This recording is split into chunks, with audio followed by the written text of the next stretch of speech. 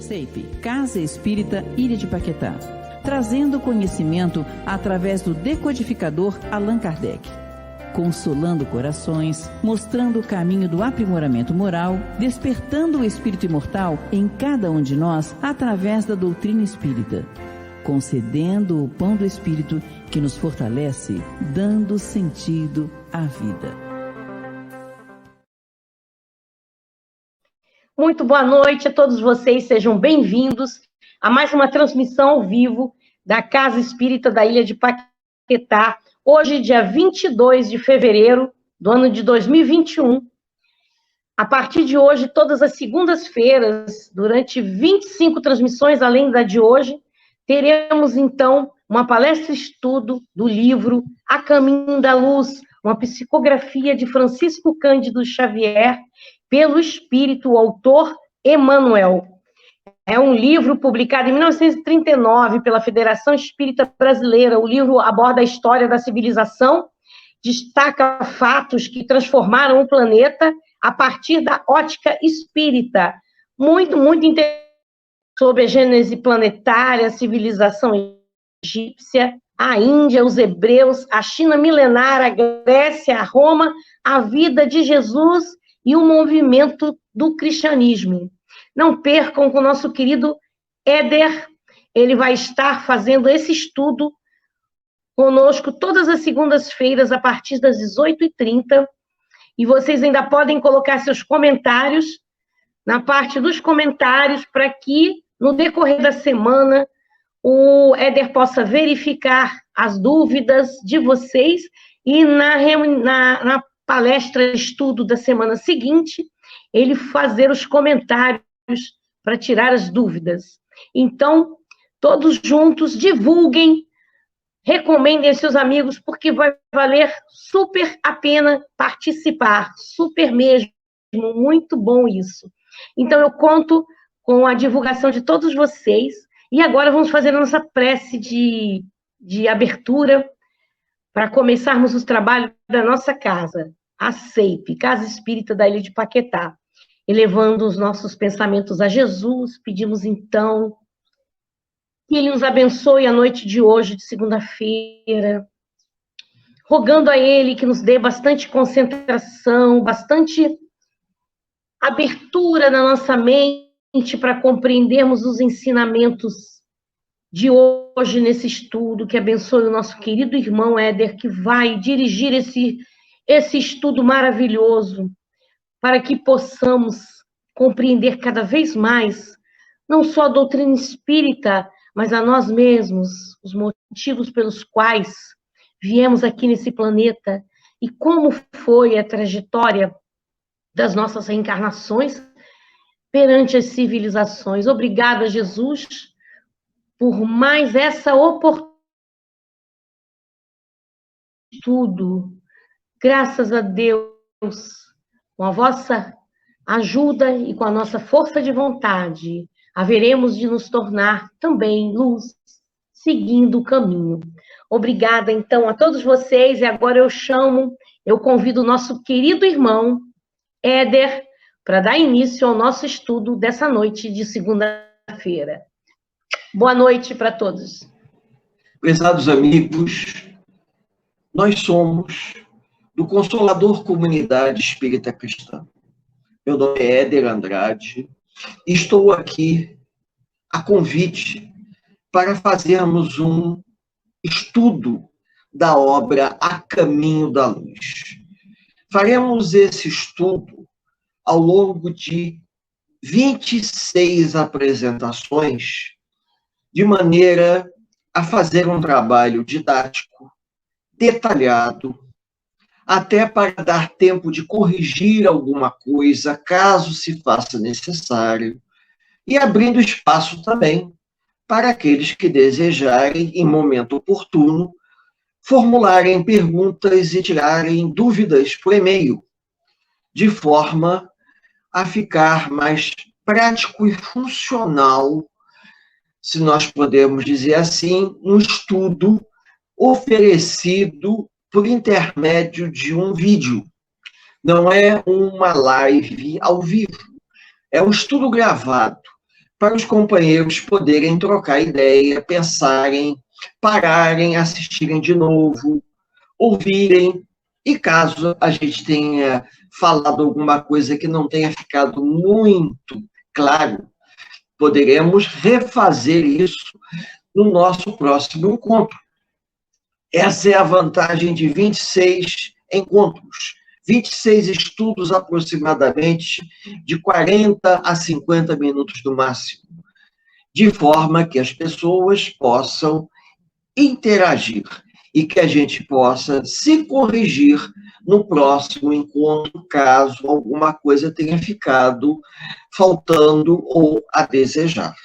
Nós estamos aprendendo juntos com os amigos, num trabalho de parceria muito grande com o nosso irmão Ricardo, do Centro Espírita Eurípides Barçanufo, e nesse trabalho nós estamos tentando fazer e oferecer para os amigos uma troca de ideias. O mais importante é isso, uma troca de ideias.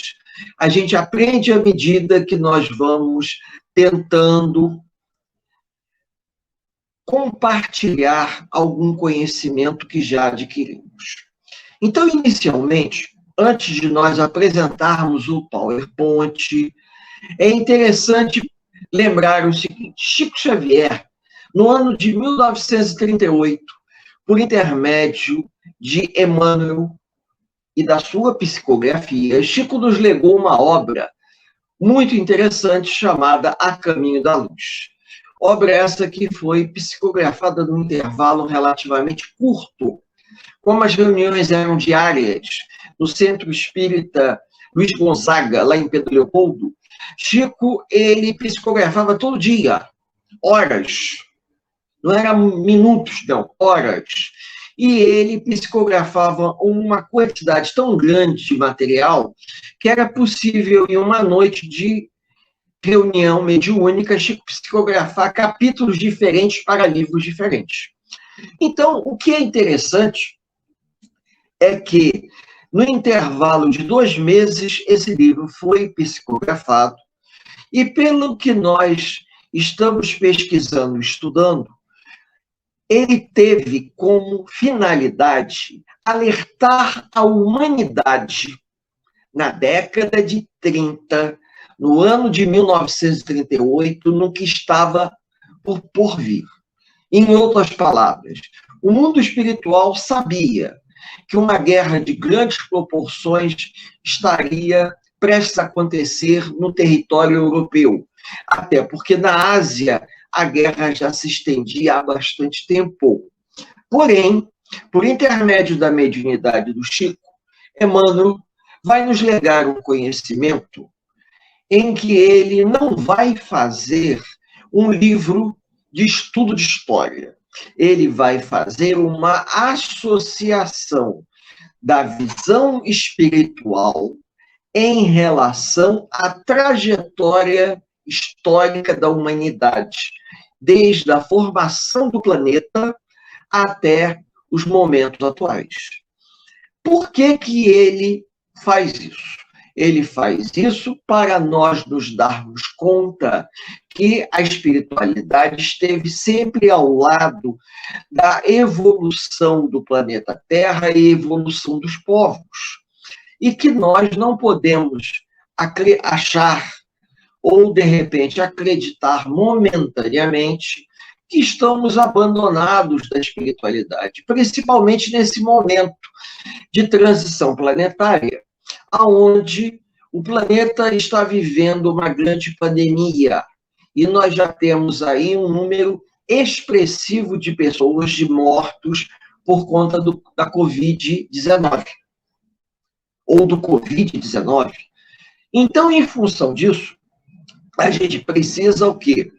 Repensar que, desde a criação do planeta Terra, ao longo de toda a sua trajetória histórica, os amigos espirituais estiveram ao nosso lado. Os amigos espirituais estiveram nos auxiliando para que a gente possa evoluir, para que a gente possa entender que nós não estávamos à deriva, não estávamos à mercê da nossa própria sorte. Então, Emmanuel, no ano de 1938, a gente tem que se lembrar o seguinte, no momento do estudo do livro, da obra, que o livro, a obra, ela foi psicografada há bastante tempo, né? Há 80 anos atrás, 82 anos atrás, que a obra foi psicografada. Então, se essa obra foi psicografada há quase 83 anos, a gente precisa levar em conta os acontecimentos do mundo naquele momento. Então, há momentos que a gente vai fazer comentários aqui, nós vamos trocar ideias, que vocês poderão até pensar assim, mas isso não está se passando hoje, mas isso se passava no momento em que a obra foi psicografada. Então, a gente vai fazer um flashback. Nós vamos voltar no tempo e, paralelo a isso, eu vou fazer colocações atuais, procurando mostrar a correlação entre a preocupação de Emmanuel, quando ele elaborou a obra, o momento de 1938 e a contemporaneidade da obra em relação ao momento que nós estamos vivendo. Tá? Isso é muito importante. Então, eu vou pedir ao nosso irmão Ricardo para subir o PowerPoint para que a gente possa apresentar aos amigos os nossos slides. Então, no nosso primeiro slide, nós temos a apresentação do livro A Caminho da Luz, a história da civilização à luz do Espiritismo. Então, como nós falamos aqui, Emmanuel não está querendo nos ensinar história. Ele está querendo mostrar que, paralelamente à evolução histórica da humanidade, a espiritualidade esteve sempre presente, nos acompanhando e procurando tutelar o homem, tutelar a evolução do planeta Terra dentro desse processo de crescimento e de aprendizagem e transformação. Lembrando aos amigos que hoje nós faremos apenas uma introdução ao livro. Muito bem. A primeira colocação de Emmanuel, ele deu o nome de Antelóquio.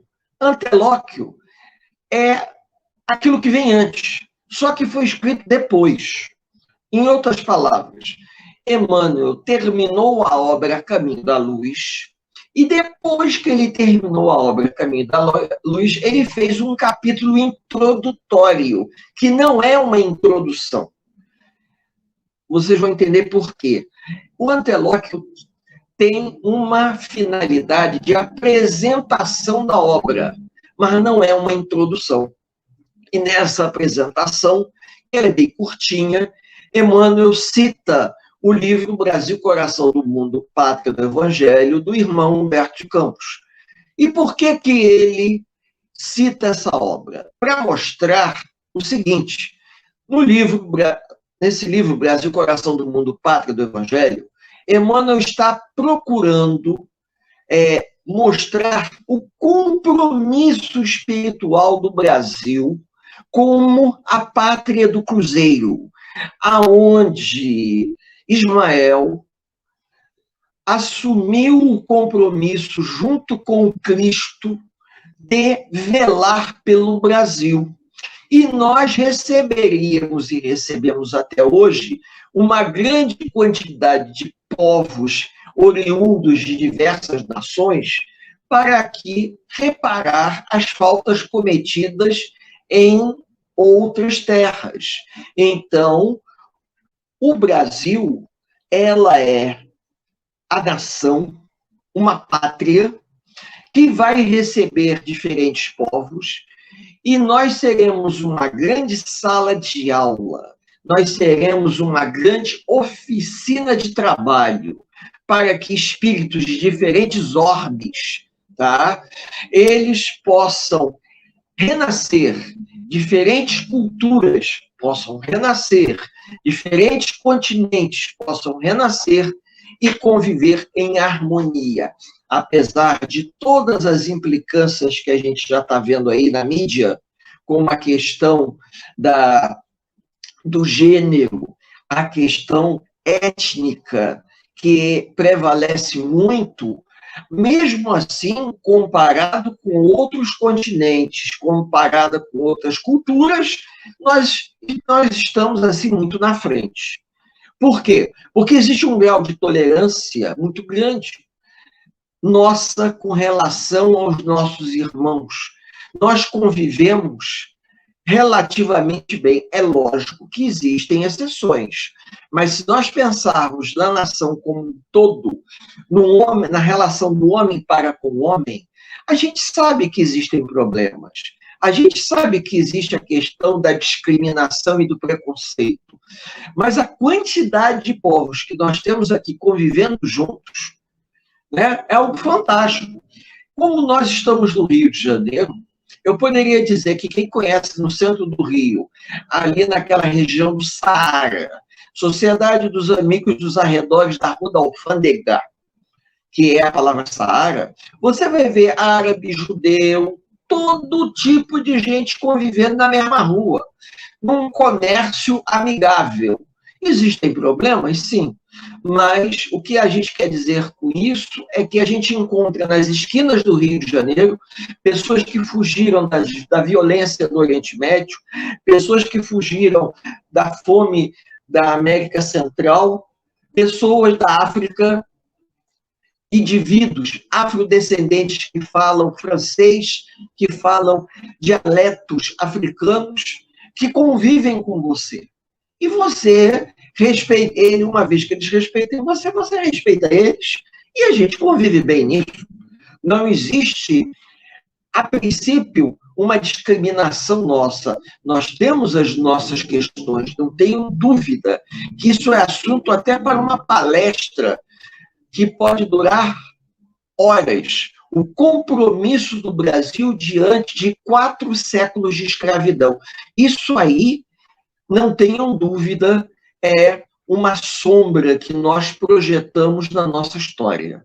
Mas o Brasil, como a pátria do Evangelho, recebe povos, pessoas provenientes de outras culturas, e é exatamente aí que Emmanuel queria chegar.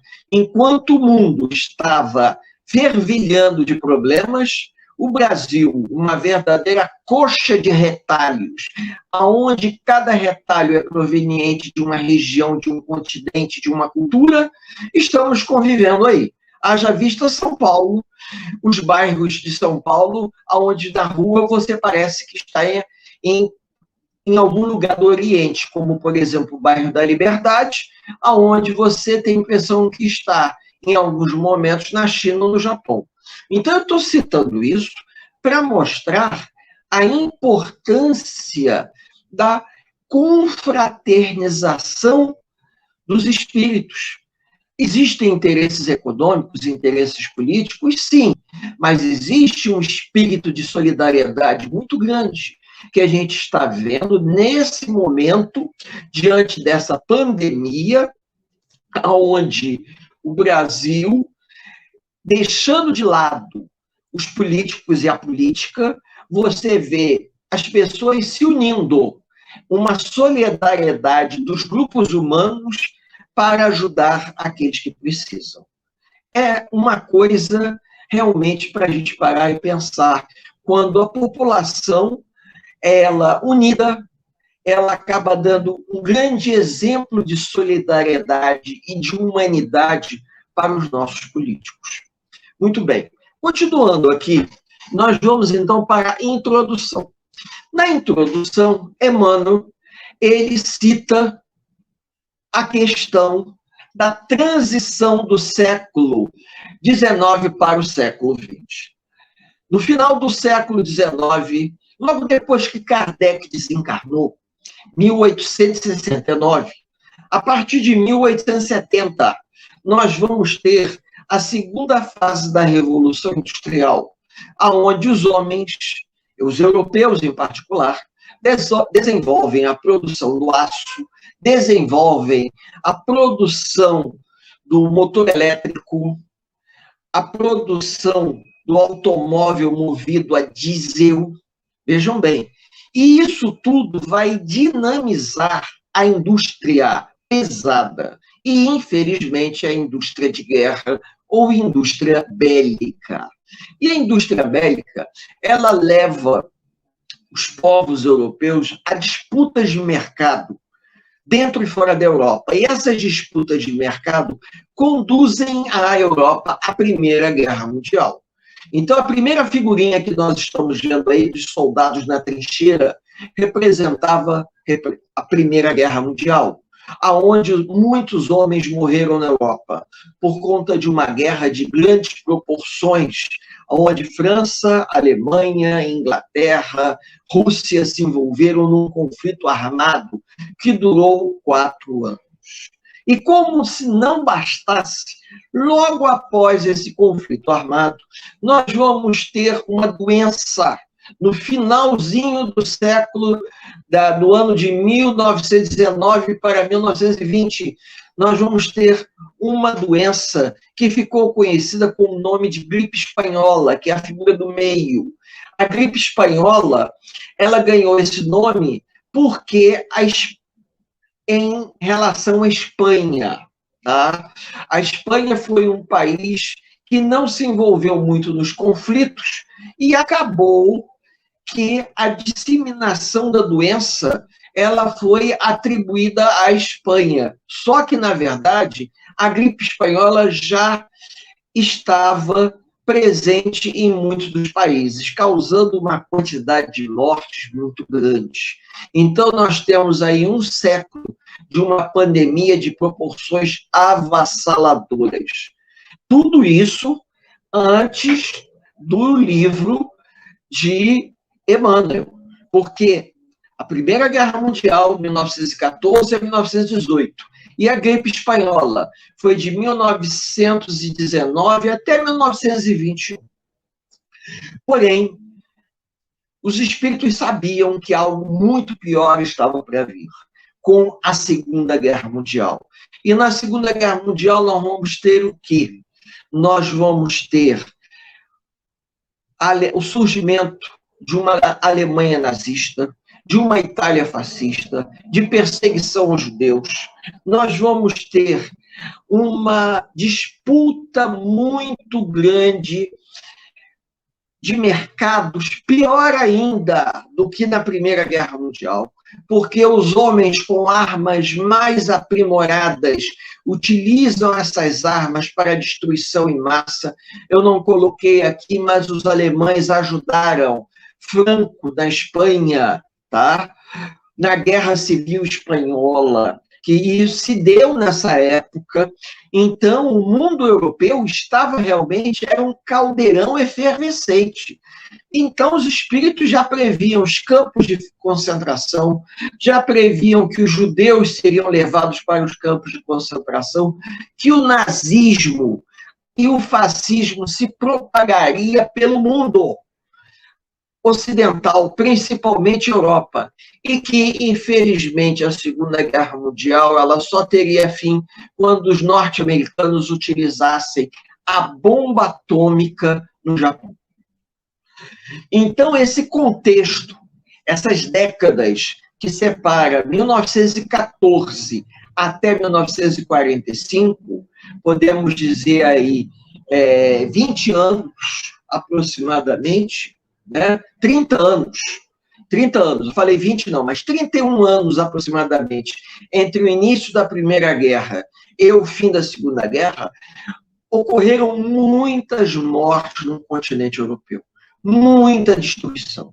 Então, com base nisso, Emmanuel, ele procura chamar a atenção dos homens naquele momento. Embora o livro ele não foi escrito para aquele momento, ele foi feito, era um livro visionário, como quase todas as obras psicografadas por Chico Xavier. São livros visionários que são escritos em determinados momentos para que mais adiante os homens possam ler e refletir, e aí eles vão entender. Geralmente, a gente costuma dizer que todo livro espírita ele deve ser lido 2 ou 3 vezes. Na primeira leitura, você conhece a obra. Na segunda leitura, você vai tomar um pouco mais de informação. E na terceira leitura, você aí compreende. Então, é algo parecido com isso. Eu, pelo menos, já li esse livro umas 2 vezes, estou lendo pela terceira. E nessa terceira leitura, eu estou tentando me aprofundar. Porque o que Emmanuel queria mostrar? Queria mostrar que o mundo estava prestes, naquele ano de 1938, a destruir tudo que havia sido construído. Na parte introdutória, Emmanuel mostra isso. Mostra, por exemplo, que várias civilizações surgiram na história da humanidade com o apoio da espiritualidade. Desde a antiguidade, do mundo antigo oriental, com o surgimento do Egito Antigo, a construção das grandes pirâmides, isso há 6.000 anos atrás, porque as pirâmides foram construídas aproximadamente no ano... A grande pirâmide de Quéops, que está ali, ela foi construída 3.200 anos antes de Cristo. Nem se sabe ao certo como é que construíram uma pirâmide tão grande. A pirâmide tem 147 metros de altura, porque o cume da pirâmide foi corroído pela erosão do tempo. 147 metros de altura equivale a um prédio de mais de 50 andares. A gente, quando ouve um negócio desse, fica de queixo caído. Na continuação, nós temos aí os fenícios, que é um barquinho que aparece aí, esculpido em pedra, porque os fenícios, que hoje corresponde ao Líbano, né? Os fenícios foram grandes comerciantes da antiguidade, levavam e traziam produtos pelo mar Mediterrâneo, entre o sul da Europa e o norte da África. Do outro lado, nós temos os assírios. Os assírios viveram na Mesopotâmia, no que nós chamaríamos hoje, digamos, de Iraque, né? O Iraque, que foi tomado pelos norte-americanos, onde tem aqueles 2 rios famosos, a antiga Mesopotâmia. Então, vocês vejam a quantidade de povos. O outro fala sobre os persas, o famoso Império Persa, que chegou a dominar quase todo o mundo conhecido. E esse Império Persa foi derrotado pelos gregos, né? Em várias batalhas no Mar Egeu e no Mar Mediterrâneo. Então, é tanta coisa. Moisés, quando o povo hebreu saiu do Egito e se deslocou para a Terra Prometida, e Moisés, segundo conta a história, recebeu de Deus o Decálogo, no alto do Monte Sinai, os 10 mandamentos, escreveu em pedra. Embaixo nós vamos ter o templo em Atenas, né? É tanta informação, como, por exemplo, o Coliseu em Roma, que sobreviveu à Segunda Guerra Mundial e está lá como monumento da humanidade, onde os cristãos lutavam para sobreviver e os gladiadores apresentavam para os plebeus e para a elite romana, para os patrícios, aqueles espetáculos violentos. Quem viu aquele filme Gladiador tem uma ideia do que seja o Coliseu. Vejam, uma trajetória de história imensa que Emmanuel nos legou, mostrando, por exemplo, Taj Mahal, um palácio que foi construído por um príncipe em homenagem à sua esposa, um palácio feito todo de mármore e que até hoje está em estado perfeito de conservação, porque o governo indiano tem uma equipe de trabalhadores que procuram substituir as pedrinhas que quebram por outras pedras, porque todas as pedras que foram usadas para construir o Taj Mahal, ou Raj Mahal, como alguns dizem, se encontram nas redondezas. É uma obra perfeita. Nós temos na China, em Pequim, a Cidade Proibida, que nós vimos aquele filme O Último Imperador. É tanta informação. E por que Emmanuel coloca isso na introdução para a gente? Qual é o objetivo de Emmanuel? E o último é o pagode japonês próximo ao Monte Fujiyama, aonde vivia o imperador, e vive ainda a família do imperador, né? Na época da Segunda Guerra Mundial, era Hirohito que vivia aí. E os americanos quase que bombardeiam esse pagode, essa construção. Eu não sei nem se no Japão a palavra certa é pagode.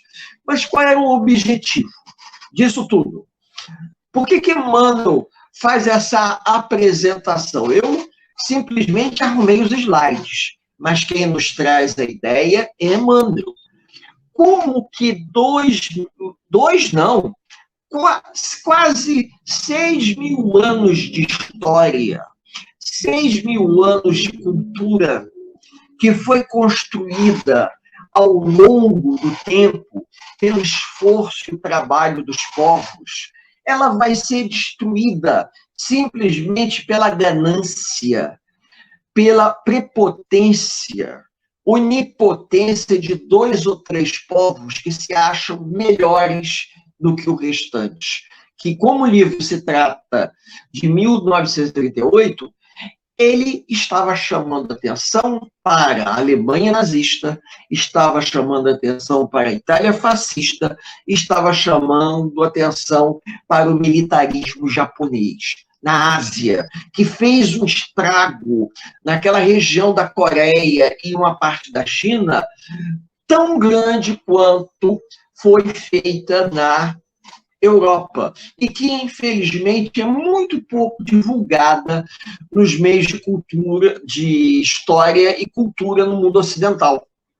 Por isso que os orientais, eles têm uma raiva muito grande do japonês, principalmente chinês e coreano, porque o chinês e o coreano sofreram na mão do japonês na época da Segunda Guerra Mundial, e os livros de história pouco contam isso. Falam muito mais sobre o Holocausto dos judeus, mas não falam do grande estrago que foi feito na Ásia pelos japoneses. Então, onde é que nós estamos querendo chegar? Fazendo toda essa explanação de que Emmanuel era uma grande advertência para que os homens tomassem cuidado, porque eles poderiam destruir a história da humanidade, que levou 6.000 anos para ser construída. E nós, ainda hoje, temos atitudes irresponsáveis, como aconteceu aqui no Rio de Janeiro, vou aproveitar a oportunidade para falar isso, com o incêndio do Museu Nacional da Quinta da Boa Vista.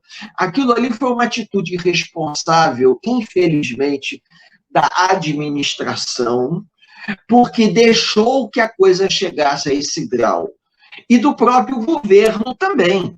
Do próprio governo, quando poderia ter preservado um patrimônio, um grande patrimônio, que era o Palácio de Dom Pedro II, que virou o nosso Museu de História Natural, que pegou fogo e uma parte do museu foi totalmente destruída.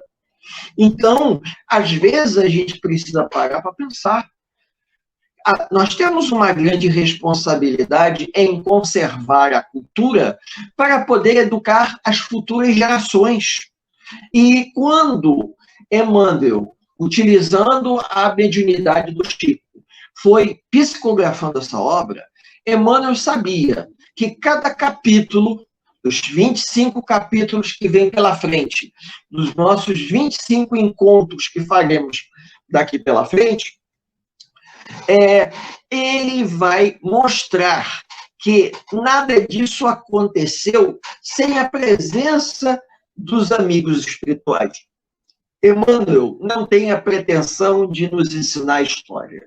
Eu, na condição de singelo professor de história, professor de escola primária, eu vou fazer colocações históricas paralelo à orientação espiritual de Emmanuel. Porque Emmanuel vai mostrar que os acontecimentos só foram possíveis por causa que a espiritualidade alavancou esses acontecimentos. Haja vista, por exemplo, vou citar um caso aqui, a pirâmide de Quélpis, que é a primeira figura que encontra-se ali. Vocês imaginem o seguinte: uma pirâmide construída com 154 ou 153 metros de altura. A altura de um prédio de 50 andares aproximadamente, ou mais um pouquinho. 400 metros de lado. Cada bloco de pedra que foi arrastado para colocar na pirâmide, tendo uma faixa de 2 ou 3 toneladas ou mais. Levaram aproximadamente 30 anos para construir essa pirâmide. Com uma tecnologia que nós não temos a mínima noção de onde veio. Essa tecnologia se desenvolveu e desapareceu. A gente pode até, na brincadeira, dizer aqui, será que os deuses egípcios eram astronautas? Porque ainda hoje, muitos cientistas, pesquisadores, eles tentam entender como é que eles construíram aquilo. Porque nós não temos, depois dessa construção, construções de tamanho porte. Existem várias explicações, mas o que nós queremos dizer é que, sem a assessoria, sem o apoio logístico dos amigos espirituais, muitas dessas obras, como, por exemplo, a Acrópole de Atenas, que é a figura que está logo abaixo, tá? Feita de mármore. Mármore. É quase que a gente imagina, mármore é um material extremamente duro. Como é que os caras conseguiam esculpir e fazer figuras com uma sutileza? Já teve a oportunidade de ir no Museu de Belas Artes, aqui no Rio de Janeiro, e ver algumas imagens esculpidas em mármores por excelentes escultores do século XVIII para o século XIX, fica às vezes de queixo caído. E não estou dizendo escultor europeu de nome, de projeção.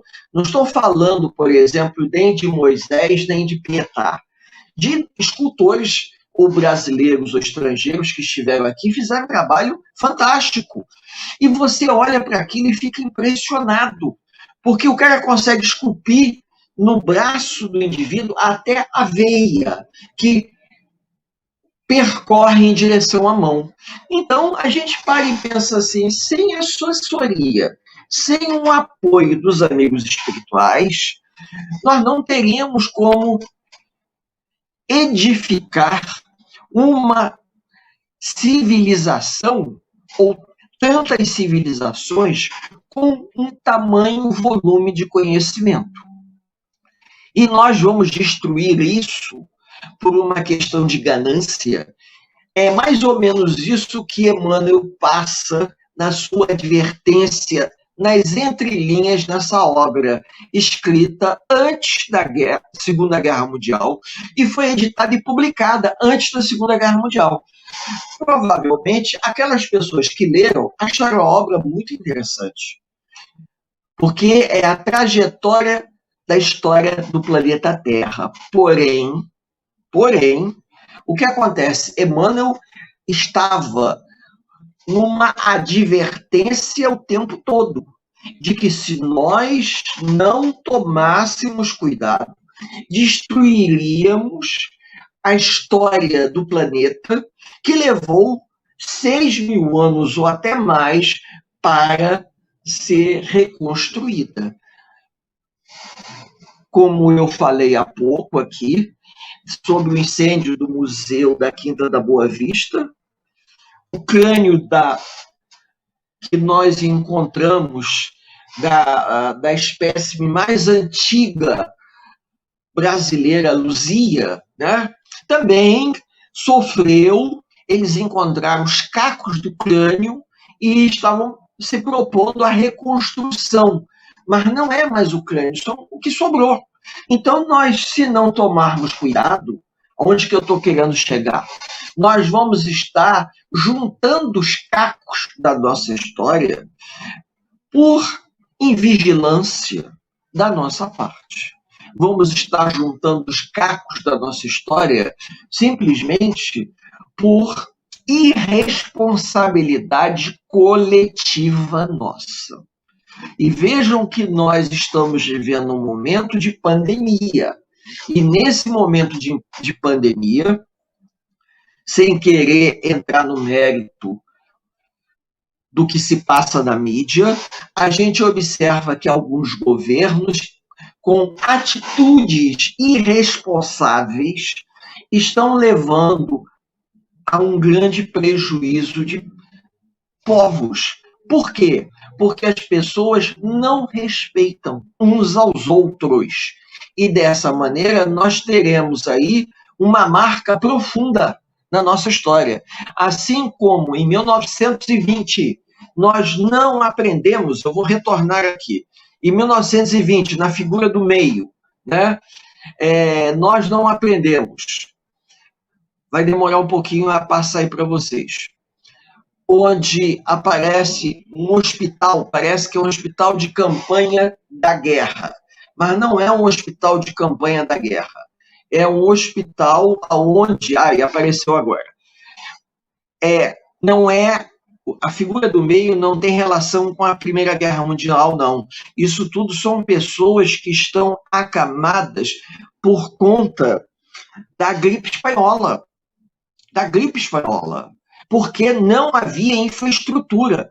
E olha, teve um prefeito nos Estados Unidos, eu podia até ter separado isso, mas ia ser informação demais, não só para vocês como para mim, que ele foi um dos poucos que percebeu que a melhor maneira de conseguir evitar a propagação da gripe espanhola era o isolamento das pessoas, a não aglomeração e também o uso de máscara. Esse prefeito, ele conseguiu que a cidade deles, isso tem até na internet, não sofresse tanto pela pandemia da gripe espanhola como as outras cidades vizinhas. O número de mortes foi bem menor. Por quê? Porque o prefeito impôs um toque de recolher, foi extremamente criticado por todos, porque era um homem visionário, percebeu, se impôs e a cidade sofreu muito pouco. E aí a gente vê hoje a cidade de Manaus pagando um preço alto. Por quê? Não estou condenando, não. E nem estou fazendo aqui nenhum tipo de apologia. Eu estou tentando correlacionar a informação histórica de um século com o que a gente está vivendo hoje. Quando no final do ano, todo mundo foi lá para a porta da prefeitura em Manaus forçar politicamente ao prefeito para que ele cedesse e permitisse a reabertura do comércio.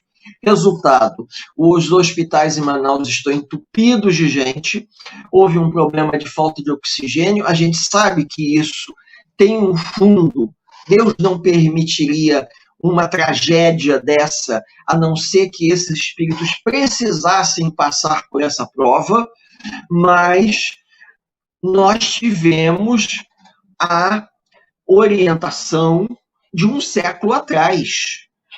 A pandemia da gripe espanhola, ela procurava mostrar a todos que todos deveriam ficar em quarentena, usar máscara, evitar aglomeração, evitar se expor. E naquela época não tinha vacina. Hoje nós temos vacina e mesmo assim as pessoas acabaram se expondo. Então, eu posso até depois se eu me lembrar, no próximo encontro, citar qual foi o prefeito para os amigos, procurando correlacionar para que vocês possam... as informações não são inventadas, tá? Isso é uma coisa muito importante. Eu, como professor de história, eu procuro sempre trazer informações históricas para correlacionar com os fatos que a espiritualidade procura nos oferecer, para que a gente possa ver que há peso de importância. Então, esse prefeito norte-americano, ele conseguiu evitar uma tragédia na cidade. Então, se Emmanuel faz esse alerta e as pessoas não entenderam, até porque foi muito em cima da época da guerra, mas hoje a gente vê esse alerta e pensa o seguinte: puxa vida, quanta coisa nesse intervalo de tempo aconteceu, quantas culturas foram prejudicadas, tanto na África como na Ásia, pelos radicais que destruíram aqueles templos budistas. Eu não sei se vocês viram, há coisa de algum tempo atrás, apareceu até no Fantástico, que radicais, eu acho que xiitas, se eu não me engano, não me lembro, realmente não me lembro, eles explodiram lá uns templos que tinham mais de 1000 anos, todos feitos de barro, mas eram templos antigos. Imagens do Buda enorme foram destruídas. Eu realmente não sei qual foi o grupo. Eu falei xiitas, mas me perdoem se eu estiver errado, tá? Porque eram grupos extremistas. A verdade é essa. E esses grupos extremistas, eles explodiram esses templos e não tem como reconstruir. Então a gente tem uma responsabilidade. Nós temos uma responsabilidade moral muito grande, tá? Com relação à nossa própria história, para que a gente possa entender e darmos continuação. Meus amigos, passaremos, como eu disse aqui, no nosso próximo encontro, para o primeiro capítulo do livro, que é a Gênese Planetária. Fizemos essa introdução para todos refletirem, pensarem. Como eu disse aqui, se tiver alguma informação incorreta, vocês podem me questionar. Se eu tiver a oportunidade de fazer um levantamento nesse intervalo de tempo, eu vou fazer. E aquilo que ficou pendente, eu começo comentando no nosso próximo encontro. Eu peço agora ao Ricardo para abaixar o nosso PowerPoint e que a gente possa agradecer essa oportunidade de estarmos aqui. Para nós finalizarmos, faremos uma breve prece, agradecendo a Deus a oportunidade do trabalho, a bênção do estudo. Um estudo que esclarece, um estudo que liberta, um estudo que nos oferece oportunidade de renovação. Que Deus, na sua infinita bondade e misericórdia, possa estar ao nosso lado, nos auxiliando e nos ajudando sempre. E que a gente possa valorizar as oportunidades que estão nos sendo oferecidas, por hoje, agora e por todo sempre. Eu desejo a todos os amigos uma tarde de paz e uma tarde de luz. Que assim seja. A Casa Espírita Ilha de Paquetá, CEIP, agradece a presença de todos. Deseja que tenhamos uma excelente noite de sono reparador, com descanso do corpo físico. E que nosso espírito possa emancipar-se em missão de trabalho no bem ou em estudos em esferas espirituais mais elevadas. Se você gosta do nosso trabalho, inscreva-se no canal, dê seu like e compartilhe com amigos para que mais e mais pessoas possam ter acesso à nossa doutrina consoladora. Divulgar o Espiritismo também é caridade. Fique com Deus e que a paz de Jesus vos guie.